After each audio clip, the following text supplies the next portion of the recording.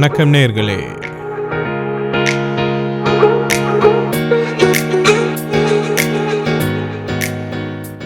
நீங்க கேட்ட ஆத்தல் எடுக்க போறே சொல்லாத காதலா உள்ளார மோதலா உங்கள் ராசா சினரோசா பாட்காஸ்ட். உள் நெஞ்சில் ஊடலா ஆராத ஆரமா கூறாம சேருமா என் கூச்சம் தீருமா அடக்காதல் தேருமா நேரம் நின்னு போச்சே நாளும் நோட்டமாச்சே காலும் தேடி போக உந்தன் பின்னால தூக்கம் தீந்து போச்சே ராகம் கூடி போச்சே தேகம் ஆடி போச்சே கண்ணே உன்னால வாமா வாமா வாமா வாமா எனக்கு வரமா ஒன்ன தாமா ஒன்ன நினைச்சு தாமா காத்தில் மிதப்பே ஆமா தாமா தாமா தாமா தாமா தரமா துணையா இருப்பேன் நாமா தினமும் சிரிச்சேதாமா உதடும் வலிச்சே போகுமா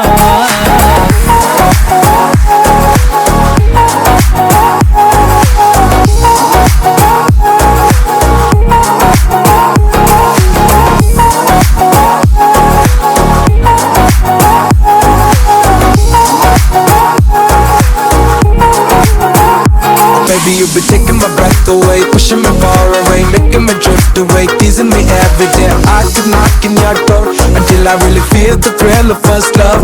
Baby, you've been taking my breath away, pushing me far away, making me drift away, teasing me every day. I keep knocking your door until I really feel the thrill of first love. Oh baby, go.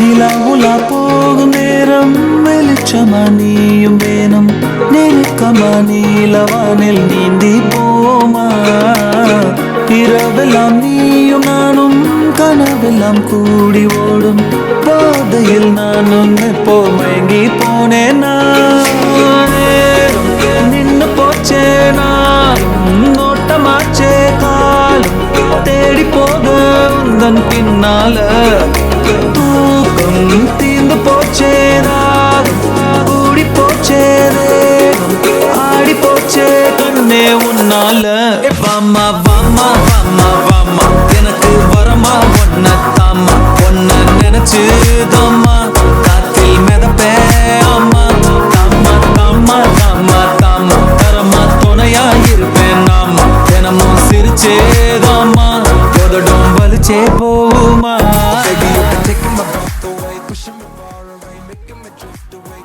நீங்கள் கேட்டு ரசித்த பாடல் உங்கள் இதயம் முரளியிலிருந்து பாடியவர் பிரதீப் ரங்கநாதனின் தகப்பனார். ஆனா தனுஷோட வாய்ஸ்ல அந்த ஏஆர் ரஹ்மான் தான் ஏதோ ஒரு இதுல சொல்லியிருப்பாரு. தனுஷோட ஏதோ இதுலன்னா சும்மா அப்படி ஏதோ ஒரு இன்டர்வியூ ஏதோ ஞாயிற்றுக்கிழமை பான் வாங்க போன நேரமா ஆமா பான் வாங்க போன ராயல் பேக்கரி பக்கத்துல வச்சு ரஹ்மான்ட்ட கேட்டாங்க. அப்ப சும்மா ஏதோ தனுஷுங்கிற ஒரு நல்லம் அப்படின்ட்டு இல்ல அவர் என்ன சொன்னார்னா அந்த தனுஷ் பொய் சொல்றீங்க ஒரு வெட்னஸ் ஒன்னு இருக்குன்னு சொல்லுவாரு தெரியுமா.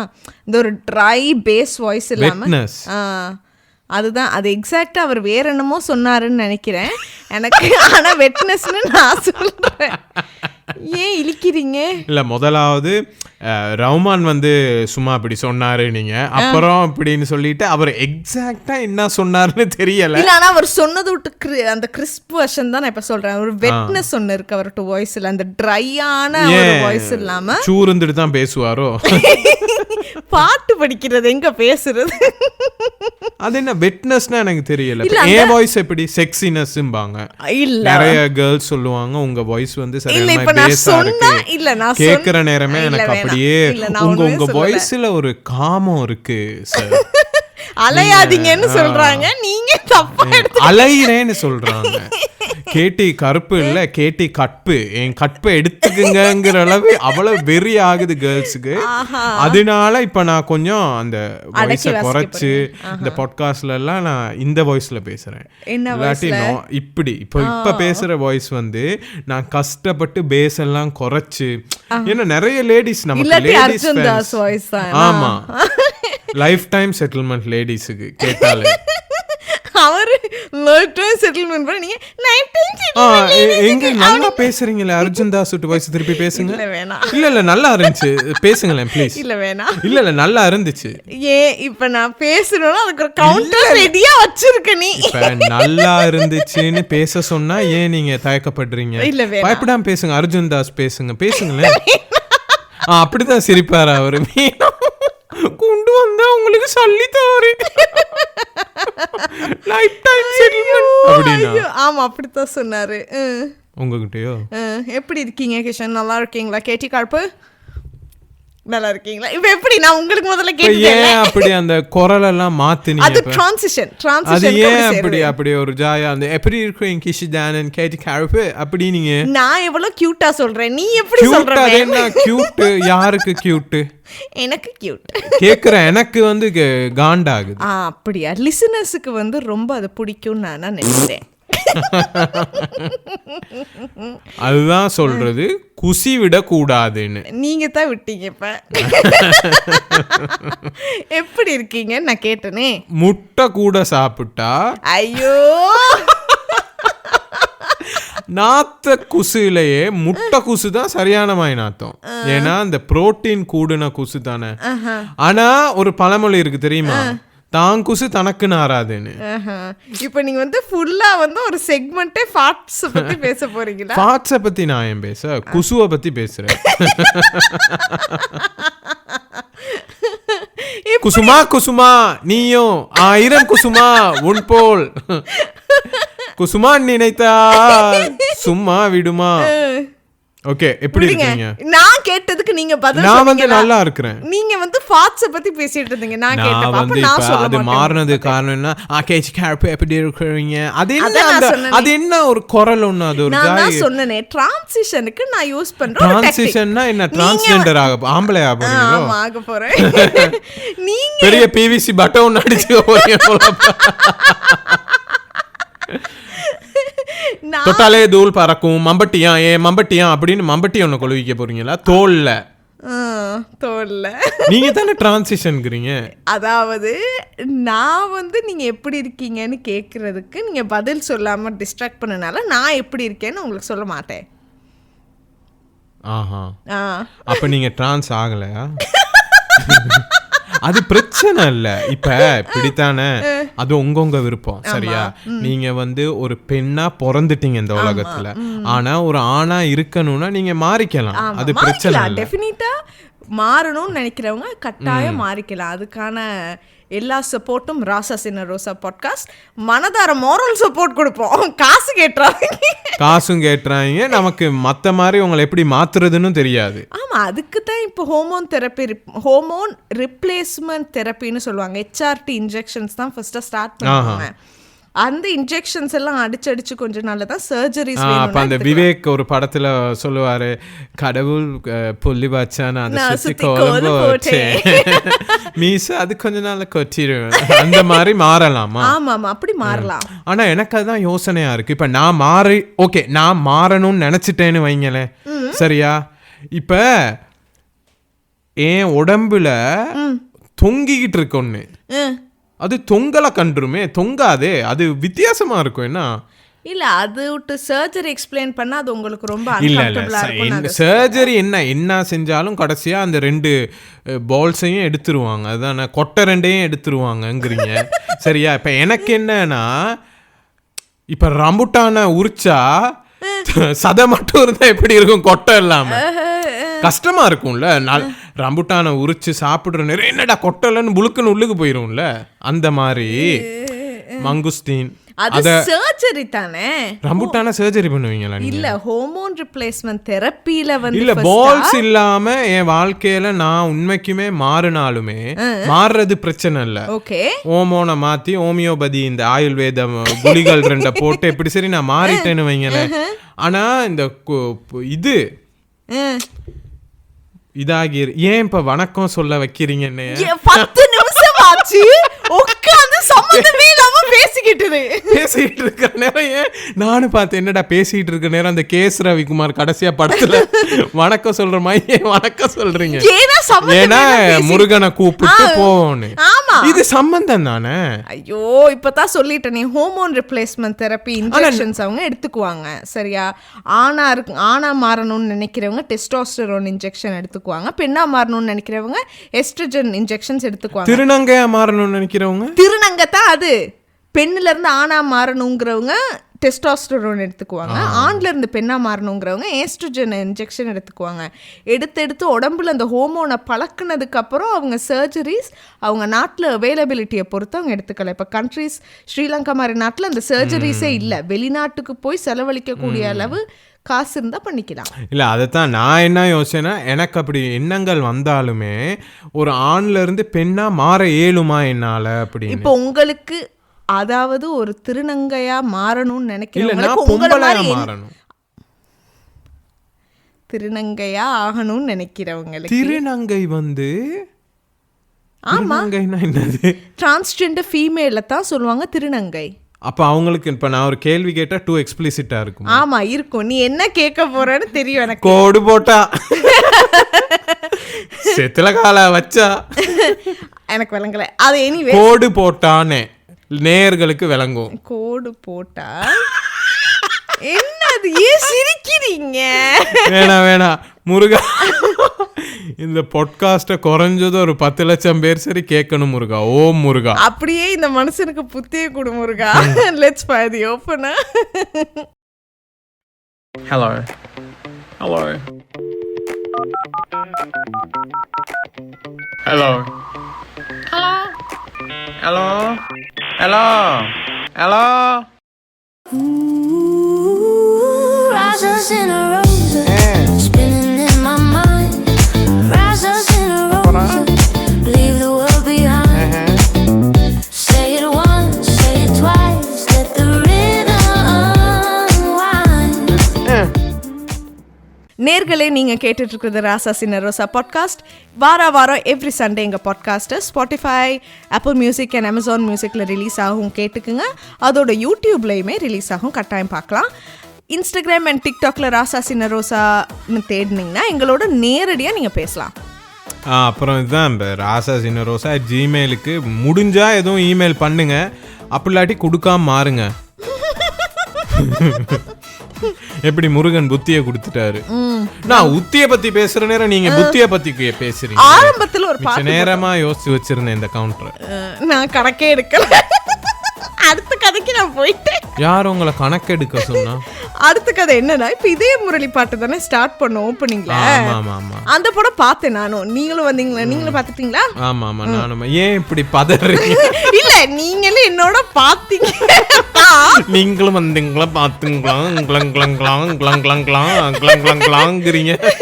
எப்படி இருந்துச்சு படம்? உங்களுக்கு பிடிச்சது? எனக்கு சரியான மாதிரி பிடிச்சிருந்துச்சு. மிச்ச நாளைக்கு பிறகு ஒரு ஃபீல் குட் மூவி, ஸ்லோவா தான் போகும், ஆனா அந்த ஸ்லோனஸ் இல்லாம நடுநடுவுல ஜோக் போட்டு நல்லா இருந்துச்சு. உண்மைக்குமே இந்த மாதிரி ஒரு படத்தை நம்ம வந்து வரவேற்கணும். ஆமா, எனக்கு ஜென்ரலாவே ரொமான்டிக் மூவிஸ்னா ரொம்ப பிடிக்கும். எனக்கு அது ரொம்ப பிடிச்ச ஜானர். அதனால தான் உட்காந்து கேட்ராமாலாம் நான் பார்ப்பேன். அப்ப அது கேட்ராமானா கொரியன் டிராமா. அப்ப அந்த மாதிரி பார்க்க கொரியன் மொழியில பாப்பீங்களா? ஆமா. அப்ப விளங்குமா கொரியன்? விளங்கும். எப்படி விளங்கும்? சப்டைட்டில்ஸ் போட்டுக்கோ. அப்ப சப்டைட்டில்ஸ் தானே வாசிட்டு இருப்பீங்க. எப்படி கொரியன் டிராமாவை பாப்பீங்க? நான் டிராமாவே பாப்பேன், சப்டைட்டில்ஸே பாப்பேன். சப்டைட்டில்ஸ் பாக்குற நேரம் தான் கண்ணு கீழே போயிருமே, மேல என்ன நடக்குது. அந்த அளவுக்கு ஏன் உங்களுக்கு ஃபாஸ்டா வாசிக்க தெரியாதா? ஃபாஸ்டா வாசிச்சாலுமே அப்படின்னா சில டயலாக்ஸ் தான் அவங்க பேசுறதுக்கு முதல்ல வந்துருமே. அப்படி மோசமா இருக்க. சப்டைட்டில் வந்து கணக்கா வரும், கரெக்டான டைமிங்க்கு வரும். கரெக்டான டைமிங்க்கு வரும். எனக்கு கொரியன் ட்ராமா பார்க்குற எனக்கு இதே முரளி வந்து ஒரு நல்ல ஃபீலாக இருந்துச்சு. ஏன்னா ஒரு ஆசைப்பட்டு நாங்கள் ரொமான்டிக் மூவிஸ் காமெடிஸ் வந்து வேறு மொழியில் பார்க்குற நமக்கு தமிழ்லேயே பார்க்குறப்ப அதுவும் தமிழ் ஆடியன்ஸுக்கு பிடிக்கிற மாதிரி ரெஃபரன்சஸ் வச்சு பண்ணியிருந்தது ரொம்ப நல்லா இருந்துச்சு. எனக்கு பர்சனலாகவே பிடிச்சிருந்துச்சு. நான் ஜென்ரலாகவே இந்த ஸ்லோ அந்த விஷயங்கள்லாம் நான் கணக்கெடுக்க மாட்டேன். ஸ்லோவான மூவிஸ் எனக்கு பிடிக்கும். ஆமா, அப்ப அப்படிப்பட்ட எனக்கு இதே முரளி ஸ்லோவான மியூசிக், அதாவது சாரி மன்னிச்சுங்க, ஸ்லோவான மூவி எல்லாத்துக்குமே பிடிக்கும். ஆனா அது எந்த இடத்துல எல்லாத்துக்கும் பிடிக்காம போகும்னா, ஸ்லோவா ஃபாஸ்டா போற ஒரு மூவில நடுவில் ஏதாவது செய்யணும், ஒரு ஃபேமிலி ட்ராமா கொண்டு வரணும், ஒரு லவ்னு சொல்லி அதை ஸ்லோவாக்குவாங்க. ஆமா, அது தானே நல்லா இருக்காது. அப்படி இல்லாட்டி இப்ப இது வந்து உங்களுக்கு விளங்கிருச்சு, இது ஒரு இதமான ஒரு லவ் ஸ்டோரி. அதுவும் அந்த ரெட்டை அர்த்தமுள்ள வார்த்தைகள் இல்ல. இப்ப என்ன மாதிரி நாதாரி மாதிரி பேச மாட்டாங்க. ஆமா, அந்த வல்காரிட்டி வந்து சுத்தமாவே இருக்குல்ல. அதாவது குடும்பமா போய் நம்ம பார்த்து என்ஜாய் பண்ணக்கூடிய மாதிரி படங்கள் வந்து இப்போ கொஞ்சம் ரீசெண்டாக வரல. அப்படி பார்க்குறப்ப இந்த படம் குடும்பங்களுக்கான ஒரு படமாக நான் பார்க்குறேன். ரொம்ப அழகா இருந்துச்சு. இன்னொன்று என்னென்னா, நிறைய பேர் சொல்லியிருந்தாங்க, ஐயோ அந்த ஃபர்ஸ்ட் அந்த படத்தை பார்த்துட்டு வந்தோன்னே கேமராவை பிடிச்சி மயக்க நீட்டிடுவாங்கல்ல, கேமராவை பிடிச்சி மயக்க நீட்டுவாங்க. அப்ப வார ரசிகர்களை பிடிக்க மாட்டாங்க, கேமராவை பிடிச்சி கேமராக்கு மயக்க நீட்டுவாங்க. கேமரா இப்ப எப்படி பேசும்? வார ரசிகர்களை அவங்கள பிடிச்சி கேட்குறப்ப நிறைய பேர் சொன்னாங்க, ஐயோ கதையை சொல்ல விரும்பலைன்னா, பட் அவங்க எல்லாருமே ஒரு குற்றச்சாட்டு வச்சுருந்தாங்க. ஏன்னா அந்த காதலை சொல்கிறதுக்கு இவர் பயப்படுறத வந்து சொல்லியிருந்தாங்க. ஆனால் எனக்கு என்னமோ அதுதான் அந்த படத்தோட பியூட்டி மாதிரியே விளங்குச்சு. அது எனக்கு இந்த படம் திருப்பி ஒரு 2-3 தடவை கூட நானா யோசிக்காம பார்ப்பேன். அந்த அளவுக்கு நல்லா இருந்துச்சு எனக்கு. இல்லை அதுதான் இப்போ இந்த படத்தில் நான் பார்த்த ரிவ்யூவில் சொன்னாங்க, கடைசி வரைக்கும் இந்த சிலதுகள் சொல்லாததெல்லாம் நல்லா இல்லைன்னு. சிலதுகள் என்னது ஓகே ஸ்பாய்லர் தான். என்னூட்டு பாட்காஸ்ட்டை கேட்கறதே 5 பேர், அப்புறம் என்ன அங்க இருந்துகிட்டு முறைக்கிறீங்க, கதைய சொல்றீங்க. அவங்க நான் எல்லாத்துக்கிட்டையும் கால் பண்ணி கேட்டேன் படம் பார்க்க, பாட்காஸ்ட்டை கேட்குற எல்லாத்துக்கிட்டையும் கால் பண்ணி கேட்டேன் படம் பார்க்க போனியான்னு இல்லைன்ட்டாங்க. அதனால தான் பேசுறேன். சரி சரி. ஆனா இன்னொன்னு, அவர் கடைசி வரைக்கும் லவ் சொல்லலை. அதே தான் இதய முரளி அவங்க அப்பா நடிச்ச படத்துலயும் அவர் லவ் சொல்ல மாட்டாரு. அது வந்து இதயம் படம் பார்க்காதவங்களுக்கு கதை லைட்டா சொல்லிடுற. அவர் காதலை அவ்வளோ விரும்பி அவங்களுக்காக அவ்வளோ பேக்ரவுண்ட்ல அவர் போய் நிறைய செஞ்சு இருப்பாரு. காதலை சொல்ல மாட்டாரு. கடைசியில் அவர் வந்து அவர் உண்மையாக ஹார்ட் பிரேக்கில் இறந்தே போயிடுவார். அதுதான் அந்த படம் இதயம் படம். அதே முரளி டு மகன் தான் அதர்வா பண்ற படத்துலயும் ஒரு சிமிலாரிட்டி இருக்கணும்ல, அதுக்காக தான் அப்படி பண்ணியிருந்தாங்க. பட் இன்னொன்று, ஒரு ரியல் ஸ்டோரியாக இருந்திருந்தா அந்த கேரக்டர் வந்து உண்மையாலுமே ஒரு அனாயிங் கேரக்டர் தான். ஹீரோ அவன் வந்து அந்த ஒரு செக்ஸியா சிரிப்பாரு, ஃப்ளர்ட் பண்ணுவாரு, காதல சொல்ல மாட்டாரு. இல்ல இருக்கு அது அப்படி இல்ல. எனக்கு ரிலேட் பண்ணிக்க முடிஞ்சு. ஏன்னா நானுமே எனக்கு சரியான அந்த லேடிஸோட பேசுறதுக்கு கூச்சம். ஆமா, அது இயற்கையாவே வாரது. அப்ப அந்த உண்மைக்குமே அந்த தொடக்கத்துல வர தயக்கங்கள் அப்படி இருக்கிறவங்களுக்கு அது இன்னும் ரிலேட் ஆயிக்கும். விளங்குதா? இப்ப அவருக்கு வந்து அதை சரியா செக்மெண்ட் பண்ணி காட்டியிருப்பாங்களே. ஒரு சின்ன வயசுல ஒரு ஸ்டூடெண்டா டீச்சர் மேல வர அன்பு ஒரு காதலா தெரியும். அதுக்கப்புறம் வந்து வயசாகி அந்த டியூஷன் காலத்துல அப்பதான் நான் சொன்னேன், அந்த அழகு மலராட பிறண்டடிச்சு ஓடுன்னு குட்டிக்கு ஓடுனாங்க என்னைய பார்த்துன்னு. அப்ப அந்த காலத்துல நான் வந்து சுதாகர் அந்த ஹீரோ மாதிரி ஒரு அழகான பொடி எனக்கு பின்னுக்கு இருந்து குட்டிகளுக்கு நக்கல் அடிக்கிற மட்டும்தான் என் வேலை. எனக்குன்னு ஒரு கேர்ள் ஃப்ரெண்ட் வேணும், நமக்கு ஒரு ரிலேஷன்ஷிப் வேணும்னு நம்ம நினைச்சதே இல்லை. சரி, அப்ப அதுல நிறைய இடங்கள்ல நிறைய நேரத்துல என்னால ரிலேட் பண்ணிக்க முடிஞ்சு. அதே மாதிரி ஒரு கட்டத்துல ஒரு காதல் சொல்ற நேரம் எனக்கு இருந்த பயம், அது நடுக்கம், கடைசி வரைக்கும் சொல்லவே கூடாதுன்னு நினைச்சது, அந்த அதுகளெல்லாம் அது தத்ரூபமா இருந்துச்சு அவங்களோட நடிப்பின் வழி. அதனால எனக்கு பிடிச்சிருந்துச்சு. உண்மைதான். உண்மைக்குமே ஒரு கப்புலா போனா அது ஒரு நல்லா இருக்கும், அதை பார்த்து என்ஜாய் பண்ண. எனக்கு படம் ஃபுல்லாவே பிடிச்சிருந்துச்சு. ஆனா அந்த ஒரு கேரக்டர் மேல எனக்கு கோவம் இருந்துகிட்டே இருந்துச்சு. ஏன்னா எனக்கு வந்து வெட்டு 1 துண்டு 2ன்னு பண்ணிக்கிட்டே போகணும் எல்லா வேலையும். உட்காந்து அந்த கன்ஃபியூஸ் ஆகுறவங்க யோசிக்கிறவங்கள பார்த்தா லைட்டா கோவம் வரும் எனக்கு.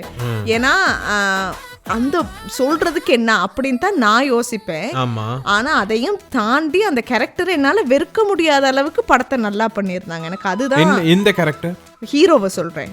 ஹீரோ கேரக்டர் உங்களுக்கு கோவம் வந்துச்சா? ஆமா, கோவம் வந்துச்சு. கடைசி நேரத்துலயும் கல்யாணத்துலயும் வச்சு கட்டவா வேணாமான்னு பண்ணிட்டு இருந்தோம்னா, டேய் என்னடா ஒண்ணு கல்யாணம் பண்றேன்னா பண்ணணும், கடைசி நேரம் வச்சு மட்டும் வச்சு சொரிஞ்சுக்கிட்டு இருந்தா எனக்கு கோவம் வரும். அதுல நடிச்ச அந்த ஜென்சிகளின் ஹார்ட் த்ரோப் கைடுவை பத்தி என்ன நினைக்கிறீங்க? கைடு இந்த படத்துல மேக்கப் குறைவா போட்டிருந்தாங்க.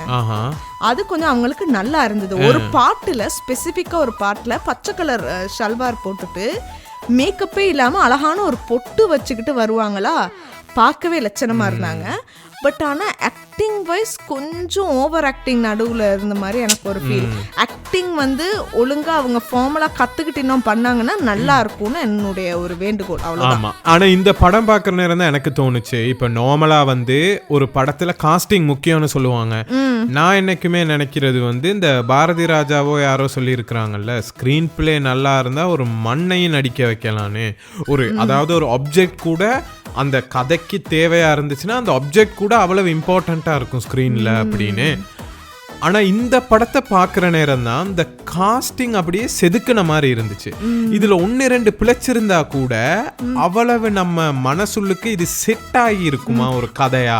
பிரீத்தி வந்து நல்ல ஆக்டிங், உண்மையாலுமே பிரீத்தி அதர்வா பெர்ஃபெக்டா செதுக்கி அதுக்கடுத்து வந்தவங்க ஃப்ரெண்ட்ஸ்ல இருந்து எல்லாரையுமே கரெக்டா போட்டது மாதிரி என்னுடைய ஃபீலிங் தான். ஆனா அவங்க எல்லாத்தையும் முதல்ல போட்டது யாருன்னு சொல்லுங்க? கைடு பிரீத்தி எல்லாம் இதுக்கா அத்து மோடு டரபட்டர அவரு எல்லாம் டெஸ்ட் பண்ணி அனுப்பின ஹீரோயின்ஸ் தான் இவங்க.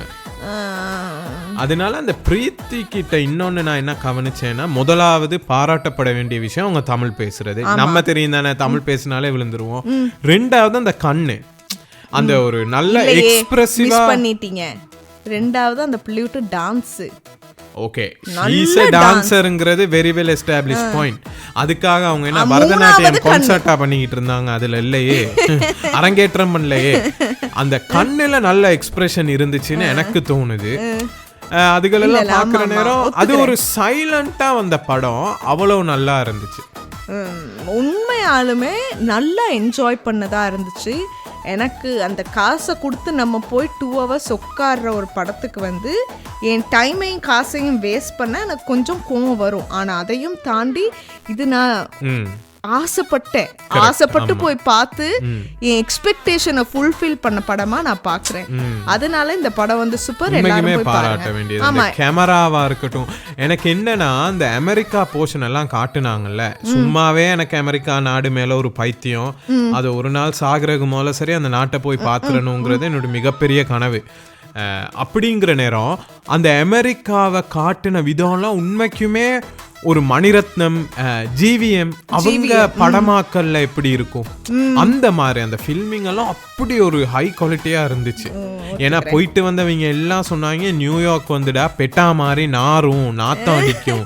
ஆனா அவங்க காட்டுற நேரம் அப்படி அழகா இருக்கே, அந்த மஞ்சள் கலர் இலை எல்லாம் உதிர்ந்து அந்த சின்ன சின்ன அபார்ட்மெண்ட் செம்மையா. அதை பாக்குற நேரம் ஒரு நாள் சரி இதுக்கு போயிடணும். அந்த அதுக்கு என்ன பேரு, புருக்லின் அபார்ட்மெண்ட்ஸ், மென்ஹாட்டன்ல அந்த பெட்டி அபார்ட்மெண்ட்ஸ் இருக்கும். அந்த ஃப்ரெண்ட்ஸ் டிவி சீரிஸ்ல எல்லாம் காட்டுவாங்க. சென்ட்ரல் பார்க்குக்கு ஆப்போசிட்டா இருக்கு. ஆமா, அந்த ஸ்ட்ரீட்ல நடந்துறணும் அப்படின்னு ஒரு ஆசை இருக்கு. பட் எனிவேஸ் அதுதான், இது வந்து தாராளமா நானும் நீங்களும் கேக்குறவங்களுக்கு ரெக்கமெண்ட் பண்ணுவோம். போய் பாருங்க. ஸ்லோவா இருக்கிறவங்களுக்கு ஸ்லோவா தான் இருக்கும் கட்டாயம். ஒரு சம்மர் சீசனுக்கு நீங்க எல்லாம் போய் பார்த்து ஃபேமிலியா அல்லது உங்களுடைய பார்ட்னரோட போய் பார்த்து என்ஜாய் பண்ணக்கூடிய படம். என்ஜாய் பண்ணுங்க. நாங்க அப்படியே அடுத்த செக்மெண்ட்டுக்கு போறோம். ஆமா, அடுத்து வந்து இப்ப எனக்கு என்னைக்குமே மனசுல இருக்கிற இப்படிதான், நான் வந்து இந்த பாட்காஸ்ட்ல மறுபடியும் பேசுறது, கெட்ட வார்த்தை பேசணும், ஒரு கெட்ட வார்த்தையை பேசி எனக்கு ஒரு ஆடியன்ஸை கிரியேட் பண்ணணும், அவங்க என்னை ரசிக்கணும்னு இல்லை. இன்னொட்டு ஒரு ஒரு பார்வையா தான் அந்த வார்த்தைகள் வருதே ஒழிய நான் ஊத்த பேச்சு பேசணும். ஓகே, அது இங்க பாருங்க, பால்ஸ்னா என்னது, குஞ்சாமணி, சரியா? அத சொல்ற போல தான் கொட்டனை. It's balls at the end of the day, right? I don't know how. எனக்கு அதை வேற எப்படி சொல்லணும்னு தெரியல. நான் வந்து ஒரு திருநங்கையா மாறுற நேரம் அதை எடுத்தா எப்படி இருக்குங்கிறது தான். சரியா? நான் அதை பேசி அதுல கொட்டைன்னு சொல்லணும், ஊத்த பேச்சுன்னு நான் சொல்லல. இப்போ ஏன் இப்போ உங்களை ஜஸ்டிஃபை பண்றீங்க, அதை சொல்லுங்களேன். அந்த வந்தீங்க பாத்தீங்களா பாயிண்ட்டுக்கு. நான் வந்து இந்த சில நேரங்கள்ல வேலையில ரொம்ப போர் அடிச்சா கொஞ்சம் பாட்டு கேட்பேன், அந்த தூக்கம் வராம அந்த என்கேஜ் பண்ணிக்கேன். சரி, அதுல தான் ஒரு பாட்டு கேட்டேன். நீங்க இந்த பாட்டு கேட்டிருக்கிறீங்களா? துள்ளி துள்ளியாய் கொட்டும் மலை துள்ளியாய் இதயத்தை இதயத்தை நனைத்து விட்டாய், பார்வையிலே உன் பார்வையிலே ஒரு வேதியியல் மாற்றத்தை நிகழ்த்தி விட்டாய். இப்ப எல்லாம் கேட்கறவங்க யோசிப்பாங்க, என்னடா முதல்ல சைராந்தியை விட லிரிக்ஸ் நல்லா, ஏன்னா நான் எடுத்து வச்சுக்கிட்டு பாடுறீங்க. அதுல வந்து நம்ம கவிஞர் வந்து வைரமுத்துன்னு தான் நினைக்கிறேன். வைரமுத்து அவர் ஒரு இதொன்னு எழுதி இருக்கிறாரு. சரியா? அத நான் சொல்றேன், இத பார்த்துட்டு நீங்க சொல்லுங்க நான் நினைக்கிறது தப்பா சரியா. சரி, சொல்லுங்க. இப்ப உன் பார்வையிலே ஒரு வேதியியல் மாற்றத்தை நிகழ்த்தி விட்டாயின்னு யாரு சொல்றாங்க? ஹீரோ சொல்றாங்க. அதுக்கு அடுத்ததா ஹீரோயின் படிக்கிறாங்க. ஒளி ஒளியாய் வெட்டும் மின்னலொளியாய் என் ரகசிய ஸ்தலங்களை ரசித்து விட்டாய், ரசித்ததையே நீ ரசித்ததையே என் அனுமதி இல்லாமல் ருசித்து விட்டாய். என்னன்னு சொல்லுங்க சொல்லுங்க. இப்போ ஓகே, நான் சொல்றேன். அது வந்து கொஞ்சம் கன்சென்ட் இல்லாம பண்ண மாதிரி எனக்கு தோணுது. ஒளி ஒளியாய் வெட்டும் மின்னல் ஒளியாய் என் ரகசிய ஸ்தலங்களை ரசித்து விட்டாய். லேடி சொல்றாங்க, ரசித்ததையே நீ ரசித்ததையே என் அனுமதி இல்லாமல் ருசித்து விட்டாய். அது என்ன? அது இப்ப இது இப்ப நான் கொட்டனா எல்லாம் குஞ்சாமணியை தூக்கிட்டு வாராங்க. என்னடா ஊத்த பேச்சு பேசுற? உன் குடும்பம் என்ன, உன்னோட ஸ்டாண்டர்ட் என்ன, உன் தகுதி என்னன்னு. அதாவது மாபெரும் கவிப்பேரரசு எழுதி இருக்கிறாரு, ஒளி ஒளியாய் வெட்டும் மின்னல் ஒளியாய் என் ரகசிய ஸ்தலங்களை ரசித்து விட்டாய், ரசித்ததையே நீ ரசித்ததையே என் அனுமதி இல்லாமல் ருசித்து விட்டாய்ன்னு. இப்ப நான் பில நீ மலல, இருவரும் சேர்ந்தா என்ன கொண்ட கடலையா? என்ன சிரிக்கிறீங்க? எனக்கு நான் படுற கோபம் நியாயமா இல்லையா? இல்ல இப்ப இல்லன்ட்டீங்களா? அப்போ அது ஏன்னு சொல்றேன், முடிச்சு அது ஏன்னு சொல்லிடவா? ஏன்னா இப்ப சில பேர் சொல்லுவாங்க, சில விஷயங்கள் ஒரு அழகான ஆண் பண்றப்ப ரொமான்டிக்கா இருக்கும், அதே ஒரு அசிங்கமானவன் செய்யறப்ப கிரீப் மாதிரி இருக்கும். எக்ஸாம்பிள், பின்னாடி விரட்டி விரட்டி வந்து பூ கொடுத்தா ஒரு அழகான ஆணா இருந்தா அது ரொமான்டிக், உடனே காதலா மாறிடும். அதே ஒரு கொஞ்சம் அந்த பயங்கரமா பார்க்க அழகா இல்லாதவங்க விரட்டி விரட்டி வந்து பூ கொடுத்தா இவன் என்ன ஹராஸ்மெண்ட் பண்றான்னு சொல்லுவாங்க. ஈவ் டீசிங் அந்த மாதிரி தான் இருக்கு. அந்த செக்ஷுவலான விஷயத்தையுமே சுத்த தமிழ்ல இந்த மாதிரி கவிதையா சொல்லிட்டா அது என்டர்டெயின்மென்ட். உங்கள மாதிரி எக்ஸ்பிளிசிட்டா சொல்லிட்டா அது வந்து கெட்ட வார்த்தை. அவ்வளவுதான் சொல்லுவேன். என்னது அதுல அவர் சொல்றது? என்னது என் ரகசிய ஸ்தலங்களை ரசித்து விட்டாய்னா அர்த்தம் என்னது? அவங்களோட ரகசிய ஸ்தலங்களை ரசித்து விட்டாய், அதாவது ருசித்து விட்டாய்னு தான் சொன்னாங்க. முதலாவது ரசித்து விட்டாய் அப்படின்னா பெர்மிஷன் இல்லாம அவர் பார்த்ததாக நான் எடுத்துக்கிறேன். அப்புறம் இல்ல முதலாவது அவங்க என்ன சொல்றாங்கன்னா, மின்னல் ஒளி போல் ரசித்து விட்டாய், ரகசிய ஸ்தலங்களை ரசித்து விட்டாய். மின்னல் ஒளின்னா அது எந்த லீ? ஒளினா லைட்டுக்கு வர அப்படி ஒளினா என்னது? லைட் அப்படின்னா அவர் பார்த்திருக்காருன்னு தானே அர்த்தம். ஆமா, அதுக்கு அடுத்து தான் அவங்க சொல்றாங்க அது என்ன அர்த்தம்? என் ரகசிய ஸ்தலங்களை ரசித்து விட்டாய். ரகசிய ஸ்தலங்கள்னா என்னது?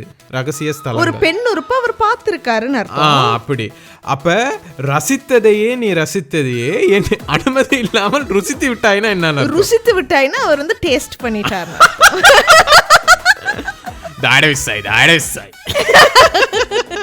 சாரி தாயிட விசா இல்ல தாயிடதேகாய் அந்த பெட்டால மாம்பழத்தை இப்படிதான் ருசிச்சு பார்த்து வாங்குவோம்.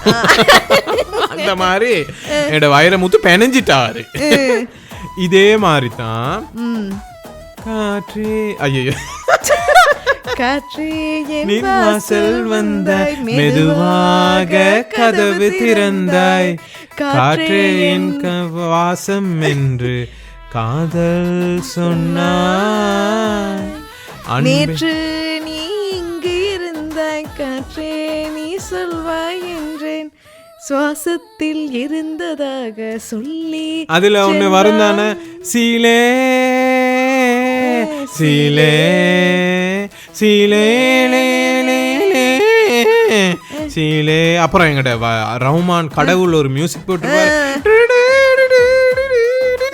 அதுக்கப்புறம் அவங்க சொல்லுவாங்க நெடுங்காலம் சிப்பிக்குள்ளே உருண்டு நிற்கும் முத்து போல் என் பெண்மை திறந்து நிற்கிறதே.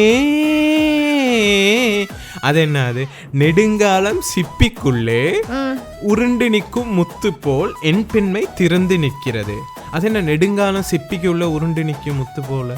அது நீங்க செக்சுவலா எதிர்பார்க்கறீங்க, நான் கொஞ்சம் ஸ்பிரிச்சுவலா அதுக்கு ஒரு ஆன்சர் வச்சிருக்கேன். சரி சொல்ல அப்படின்னா அடுத்த லைன்ல ஏதோ ஒன்னு இருக்கு. நீ அந்த அடுத்த லைனை சொல்லு, நான் அதுக்கப்புறம் நீங்க சொல்லுங்க. இல்ல நீங்க அடுத்த லைனே இப்ப பொடியன் பாடுறாரு. இது குட்டி தான் பாடினாங்க. நெடுங்காலம் சிப்பிக்குள்ளே உருண்டு நிற்கும் முத்து போல் என் பெண்மை திறந்து நிற்கிறதே.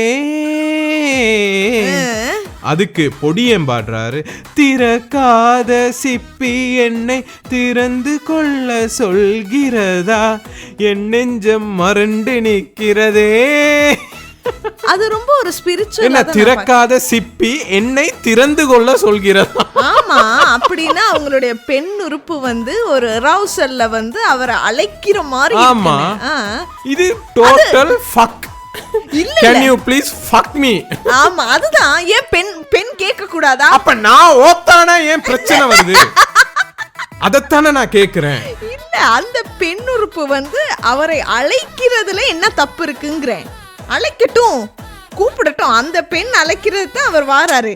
அதத்தின் இதெல்லாம் எடுத்துக்கிட்டு உன்கிட்ட பேசி ஒரு நியாயம் கேட்போனா வைரமுத்துக்கு செம்படிச்சுக்கிட்டு இருக்கிறீங்க. இல்ல, வைரமுத்துக்கு செம்படிக்கல. நான் வைரமுத்து முந்தி நான் ஃபேனா இருந்து அதுக்கப்புறம் அவருட்ட எலிகேஷன்ஸ்னால நான் நிப்பாட்டிட்டேன். அவருட்ட ஃபாலோ பண்றது. நீங்க சொல்றது நான் முற்றும் முழுதா ஏத்துக்கிறேன்.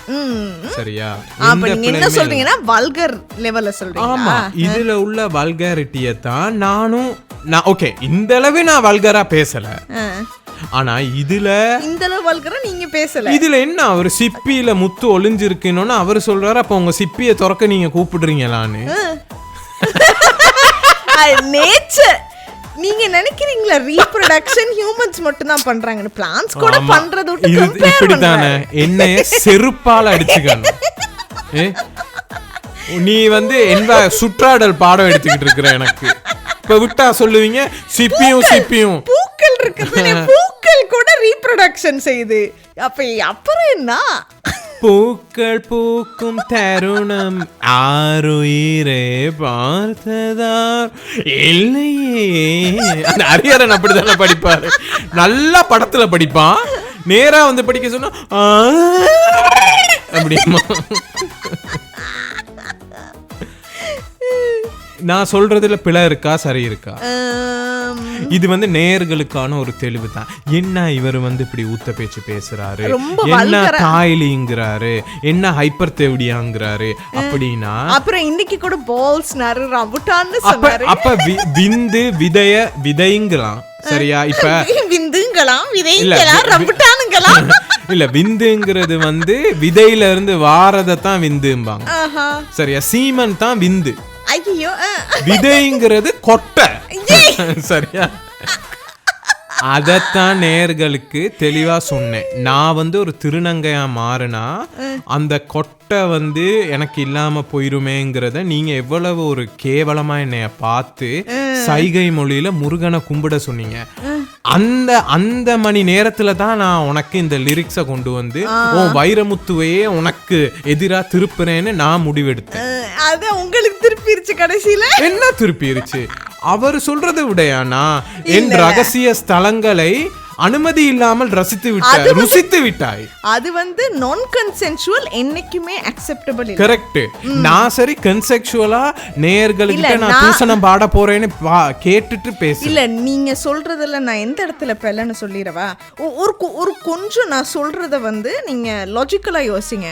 ஒரு திருநங்கையா மாறணுங்கிறவங்க வந்து தன்னுடைய உடம்புல வந்து ஆமா கேளுங்க நீங்க. ஏன்னா தன்னுடைய உடம்பு தன்னுடைய உறுப்பு மேல ஒரு பிறந்ததுல இருந்தே ஒரு சந்தோஷம் இல்லாத ஒரு அடைச்சு போட்ட வாழ்க்கையில வாழ்றவங்க அதை மாற்றணும் அப்படிங்கிறதுக்காக போய் அவங்க இன்ஜெக்ஷன், அந்த ரிப்ளேஸ்மெண்ட் தெரப்பி இன்ஜெக்ஷன்ஸ்லாம் அவ்வளோ விலை. அந்த விலையும் தாண்டி எடுத்து அதில் வார மூட் ஸ்விங்ஸ்லேருந்து எல்லா பிரச்சனையும் சந்திச்சு போய் ஒரு சர்ஜரி மூலமாக அவங்களுடைய ஆணுறுப்பையே அவங்க வந்து வெட்டிடுறாங்க. என்ன அப்படிப்பட்ட ஒரு சீரியஸ் டிசிஷனே எடுக்கிறாங்க. ஏன்னா தன்னுடைய உடம்பு அவங்களோட்டு உடம்பு மாதிரியே ஃபீல் ஆகாதனால.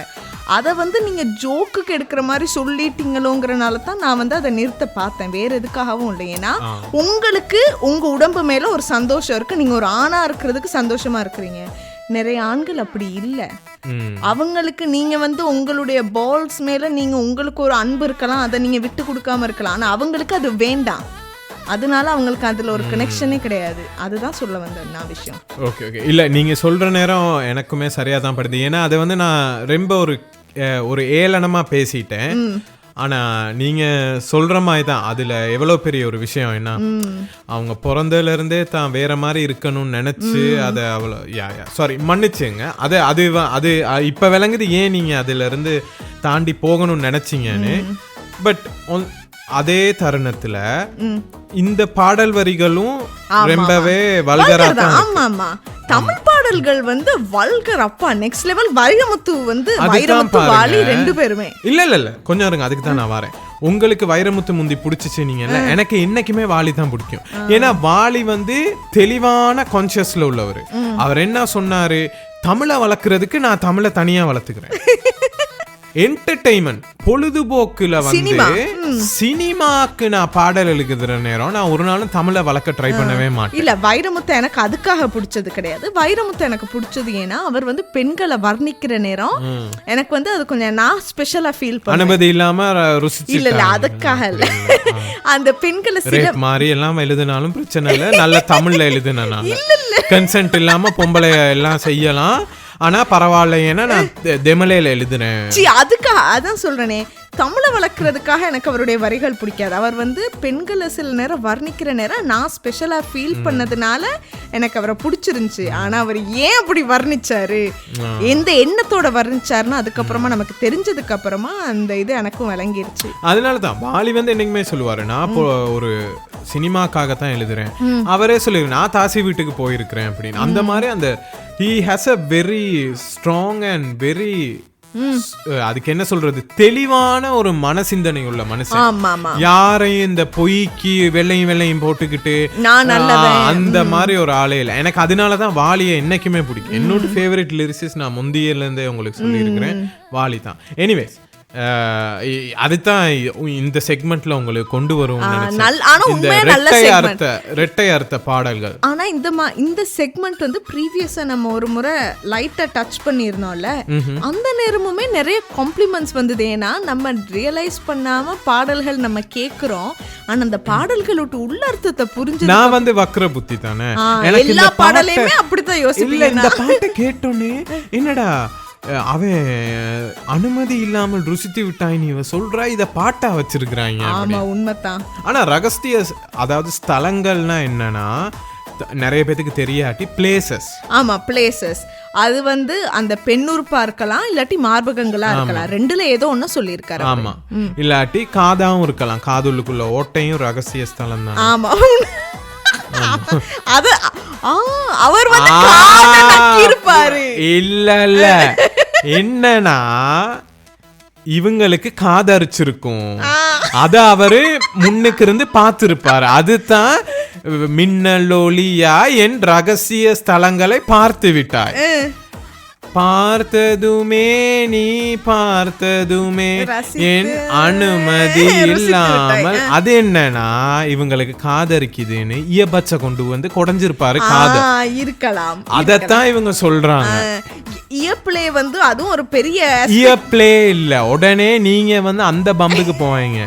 இவங்களுக்கு காதரிச்சிருக்கு. இப்ப பொடியங்கன்னா சுண்டு விரல போட்டு கச்ச கச்ச கச்சன்னு அந்த கான்குழிய கிண்டுற மாதிரி கிண்டுவாங்க, சரியா, அடப்பெடுக்கிற மாதிரி. லேடிஸ்க்கு அது வெக்கம் தானே எல்லாரும். அப்ப அவங்க காது அரிக்குது, ஐயோ ஐயோ ஐயோன்னா அதை பார்த்துட்டு நாக்க போட்டு பண்ணாரா? இல்ல, இயபச்ச போட்டு கிண்டிட்டு நக்கி பார்த்தாரு. ஏன்னா காதல் தானே, அந்த காதல் சூன் கூடி வெடிச்சு அவருக்கு. அதனால அந்த இயர்வேக்ஸ் எடுத்து நக்கி பார்த்தாரு. என்ன நாணக்குன மாதிரி கத்துறீங்க? இல்ல இப்படித்தானே வைரமுத்து சொல்லுவாரு. நான் இந்த நோக்கத்துல தான் அவங்களை காதரிச்சு இவர் இயர்பட்ஸ கொண்டு வந்தாரு, அதைத்தான் நான் எழுதினேன் பாரு. அப்ப ஏன் சின்மையை சொல்றாங்க என்ன இவர் தொடாத தகாத இடத்துல எல்லாம் தொட போனாருன்னு?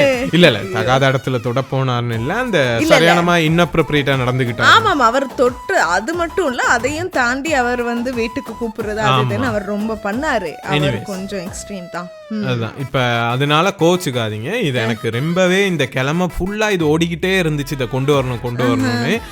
ஆனாலுமே நம்ம வேற செக்மெண்ட் இருக்கு, இது வேணான்னு யோசிச்சுட்டு இருந்தேன். இந்த நீங்க திருநங்கை டிஸ்கஷன்ல என்ன முறைச்ச உடனே தான் நான் பார்த்தேன், இல்ல இத சொல்லியே ஆகணும். அது ஏன் நான் பேசுனா இது ஒரு தப்பா நினைக்கிற இதே சமூகம் இந்த பாடல்கள்ல உள்ள இவ்வளவு அழகான கொச்சையான அர்த்தங்களை ரசிக்கிறாங்க. விளங்குது. அப்ப அப்படியே அடுத்த செக்மெண்ட்டுக்கு போயிடலாம். ஓகே, இப்போ அடுத்த செக்மெண்ட், ப்ரீவியஸ் செக்மெண்ட் வந்து நீங்க திடீர்னு இன்னைக்கு பேச தொடங்கினதுக்கு அப்புறம் யோசிச்சு கொண்டு வந்தா திடீர்னு இல்ல இப்ப அத பத்தி அதான் செக்மெண்ட் முடிஞ்சு அது அப்புறம் பேசுனா நான் இன்னொரு அவருக்கு எனக்கு கண்டென்ட் இருக்கு பேசவா? அப்படியோ? சரி, இல்ல வேணாம், திருப்பி சொல்லுங்க. அது என்ன? சரி விடுங்க. ஐயோ கடவுளே, அப்ப பாருங்களேன், கியூட்டா இருக்கு.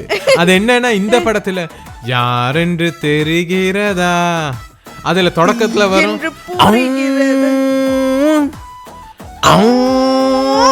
அந்த மாதிரி இருந்துச்சு. ஓகே, இந்த செக்மெண்ட்ல நான் என்ன உன்னை காணாத நெஞ்சம் காணில்லையே, உன்னை காணாது நான் இங்கு நான் இல்லையே. நான் என்ன பாடினேன் தெரியுமா? உன்னை காணாத நெஞ்சம் காணில்லையே, விதை இல்லாமல் வேறில்லையே. விதை கொட்டை இல்லாம வேறு இல்ல. சரியா தானே சொன்னாரு? கொட்டை இல்லாம வேறு இல்ல. மரத்தை பத்தி பாடுறாருமா, நீங்க எல்லாத்தையும் மாத்துங்க. கம்புனா என்ன அர்த்தம்? ஸ்டிக் தானே? கரெக்ட். சிரிக்கிறீங்க? இல்ல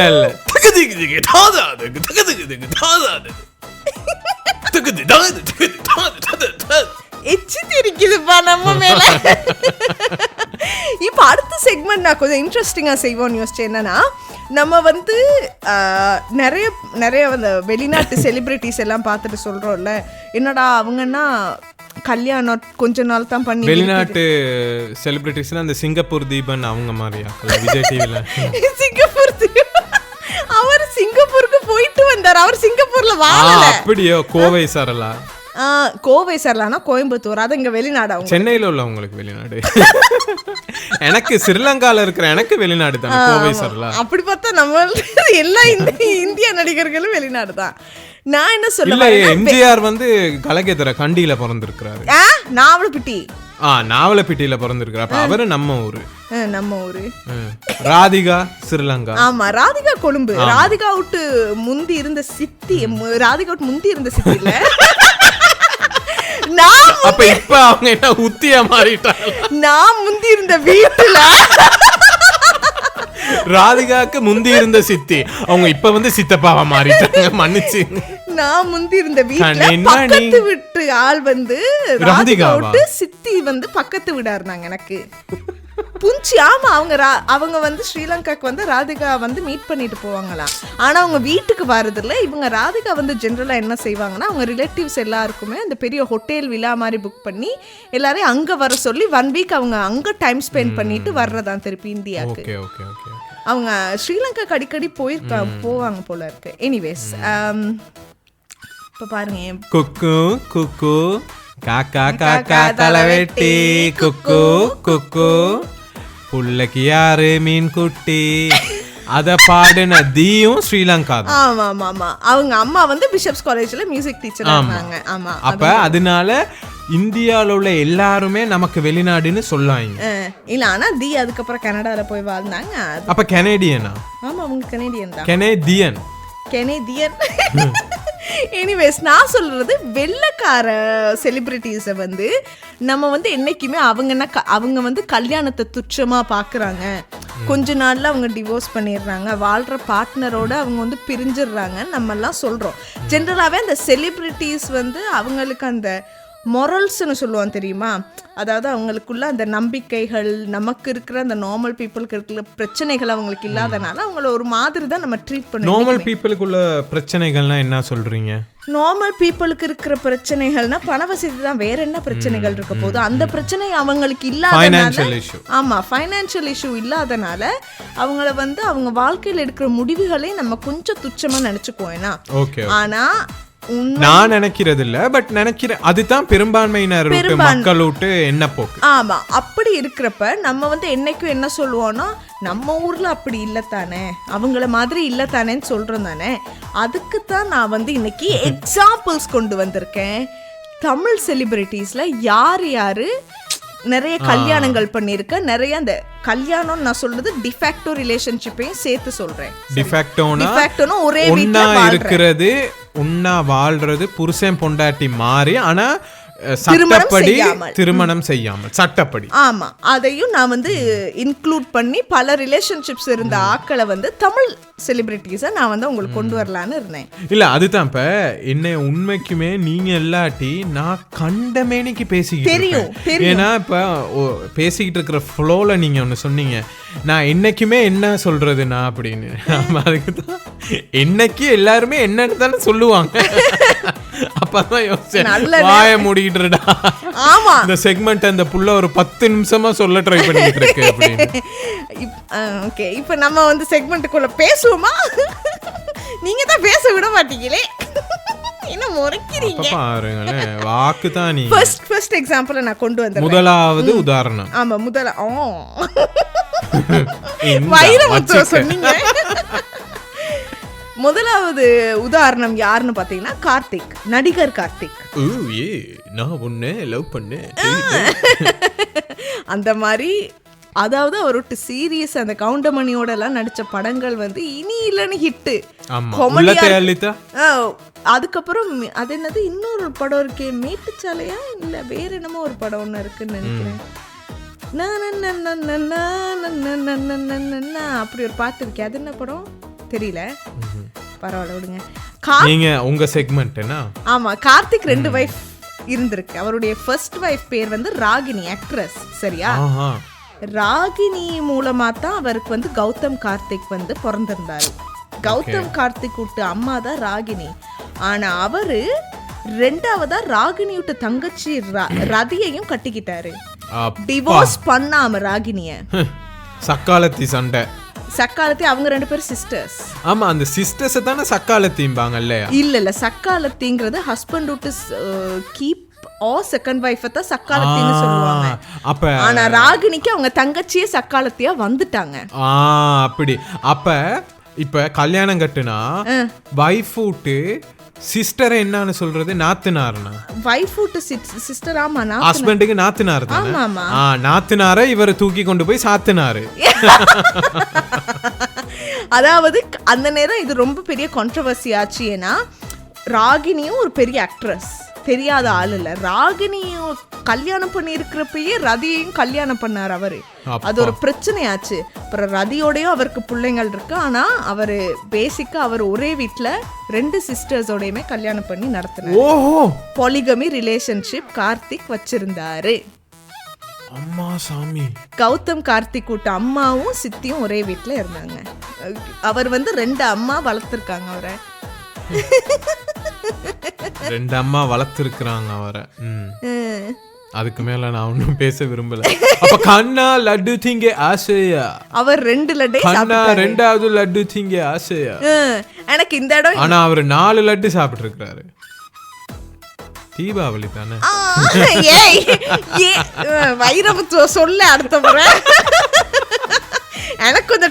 எனக்கு இந்த மாதிரி டபுள் ஜோக் கொஞ்சம் டைம் எடுக்கும். ஆனா புரியும். நான் என்ன சொன்னேன்னா லட்டு 4 லட்டு சாப்பிட்டாரு. 4 லட்டு என்னது? ஒரு பெண்ணுக்கு 2 மார்பகம் இருக்கறனால 2 பொண்ணுங்கறனால 4 மார்பகத்தை வச்சு 4 லட்டு. நீங்க ஊத்தமாய் பேசிட்டு இருக்கீங்க. ஊத்த மாதிரி பேசிட்டு இருக்கேன். குடுக்குடுவேன்.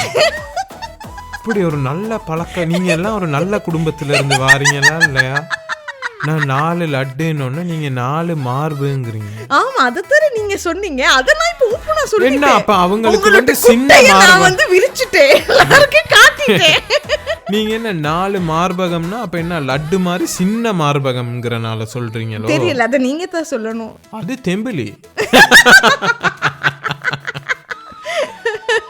ஓகே, அடுத்தது இப்ப நான் சொன்னேன்ல முதல்ல டிஃபாக்டோ ரிலேஷன்ஷிப்பை கொண்டு வருவேனே. டிஃபாக்டோ ரிலேஷன்ஷிப்பை தமிழாக்களுக்கு இன்ட்ரோடியூஸ் பண்ணது யாரு? கமல்ஹாசன்.